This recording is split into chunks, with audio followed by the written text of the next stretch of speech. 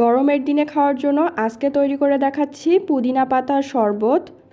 প্রথমে half cup পুদিনা পাতা খুব ভালোভাবে ধুয়ে নিতে হবে। তারপর একটা ব্লেন্ডার জারের মধ্যে দিয়ে দিলাম।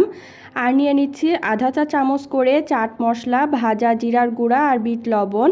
সেই সাথে দিয়ে দিলাম একটা কাঁচামরিচের অর্ধেকটা অংশ আর 1 টেবিল চামচ লেবুর রস, 1/3 কাপ চিনি, 1.5 কাপ ঠান্ডা পানি।